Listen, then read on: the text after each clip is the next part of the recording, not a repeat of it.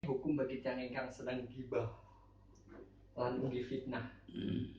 Terus Mugi niki napa? Mangwangwa napa nggih?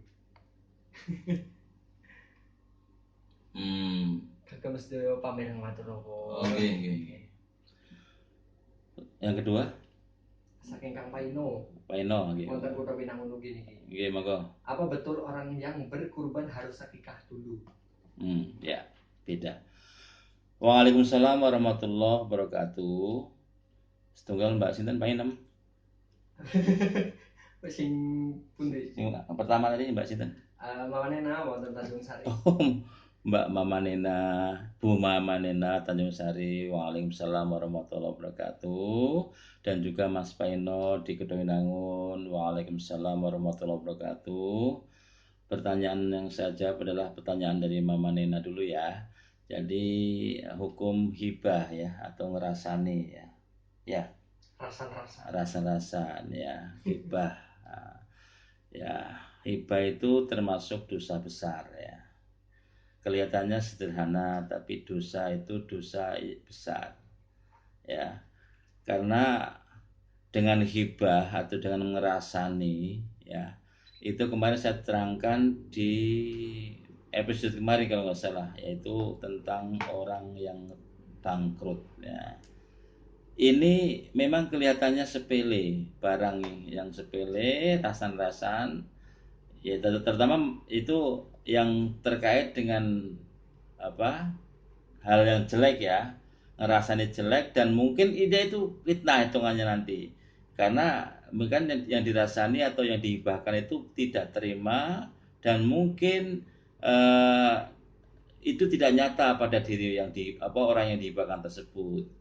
Yang kemarin contohnya sudah saya ceritakan, misalkan ya, ngerasani orang misalkan selingkuh ya, atau mungkin orang itu ngutuyul gitu kan lagi tren misalkan Mas David ya, itu kalau kita nggak tabayun dulu, kita nggak apa namanya, nggak klarifikasi dulu ya, itu jangan kita obral ke orang lain.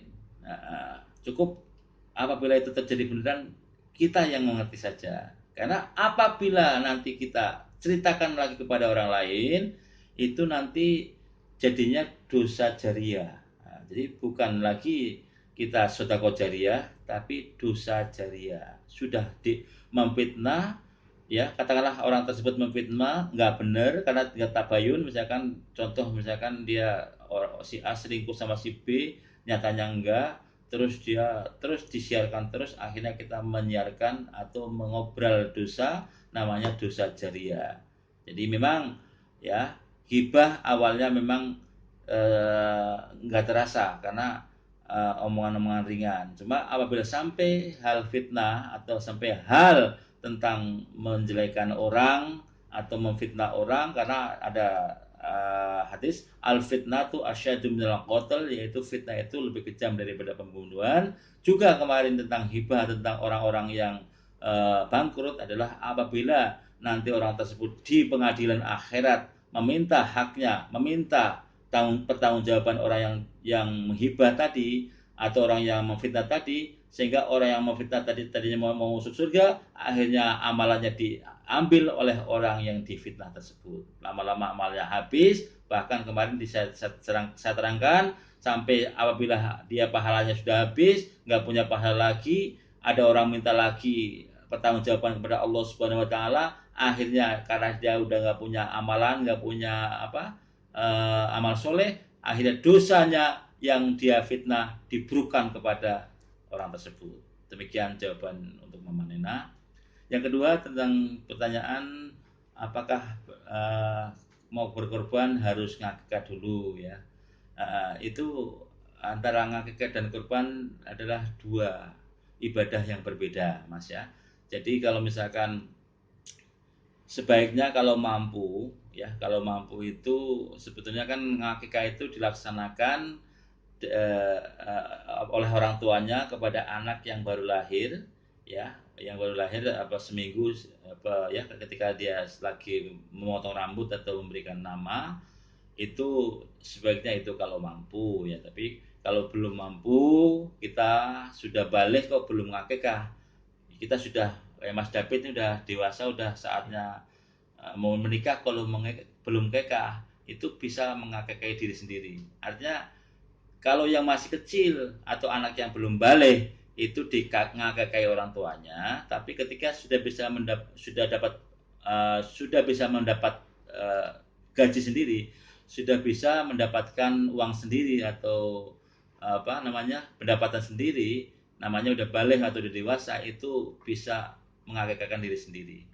Mana yang didulukan? Lebih baik ngakek dulu, memang sih lebih baik ngakek dulu, karena ngakek itu artinya orang yang sudah ngakek itu seolah katakanlah akan nyambung ya, tidak menggantung. Ngakak artinya menggantung. Artinya kalau belum dikakek itu orang itu, anak itu belum sempurna untuk berhubungan atau beribadah kepada Allah Subhanahu wa taala, karena masih ada sesuatu yang mengganjal. Tapi ketika sudah dikakei itu sudah apa? Sudah selazimnya anak itu sudah menjadi anak yang soleh. Nah, kurban itu syariat Nabi Ibrahim alaihissalam ya. Kadang orang akan apa namanya? Seperti ngakekah digambarkan. Jadi ngakekah itu cuma sekali dalam seumur. Tetapi kalau korban bisa berkali-kali. Jadi korban itu tidak harus apa? Kalau misalkan mampu itu korban enggak, kalau cuma setahun apa? Kalau cuma dilaksanakan selama seumur sekali itu ya kurang kurang baik. Lebih baik kalau yang namanya ada ya, itu setiap tahun boleh melakukan korban ya, kalau misalkan mampu dan punya kelebihan harta tentunya ya, dan ada niatan.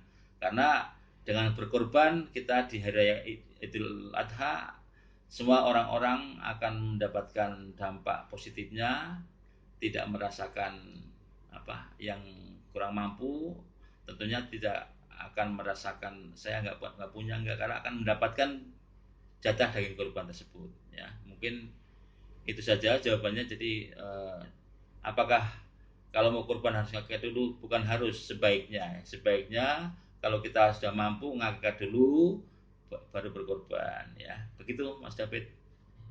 Sudah ya? Ada lagi? Sudah ya, mungkin ini sudah jam 8.00 dan mungkin ini ada tamu dari Bunda Rukmi. Udah pulang ya? Belum? Saya belum menyapanya. Selamat datang Bunda Rukmi. Malam hari ini bisa ikut pengajian syiar dan syair di Radio Kebun FM ini.